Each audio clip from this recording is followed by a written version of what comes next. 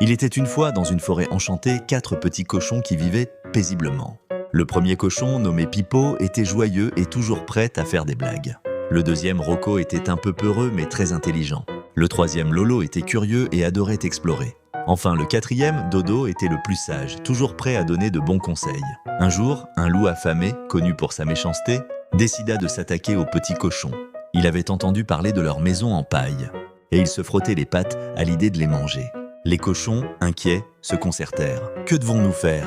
demanda Pipo, tremblant de peur. « Nous devons construire des maisons solides », proposa Rocco, qui avait toujours des idées brillantes.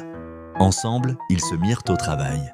Pipo construisit une maison en bois, Rocco une maison en briques. Lolo une maison en pierre et Dodo le sage les aida à renforcer leur construction. Mais le loup, rusé, trouva les maisons des cochons et commença à souffler.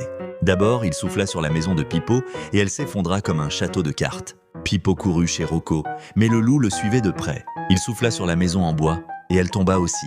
Les deux cochons, effrayés, se précipitèrent chez Lolo. Le loup, maintenant plus en colère, arriva devant la maison en briques.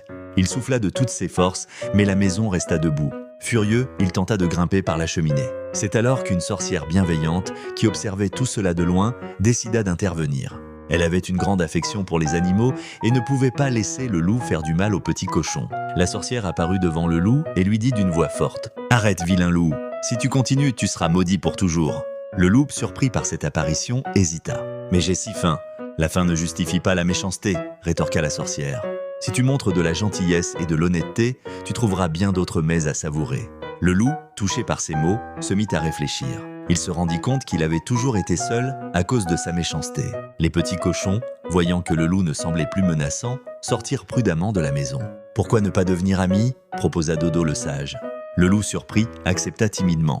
La sorcière, satisfaite, utilisa sa magie pour leur apprendre à partager et à s'entraider. Ainsi le loup et les 4 petits cochons devinrent les meilleurs amis du monde. Ils jouaient ensemble, partageaient en des repas et apprirent que la gentillesse et l'honnêteté l'emportaient toujours sur la méchanceté. Et c'est ainsi que dans la forêt enchantée, l'amitié triompha et tous vécurent heureux pour toujours.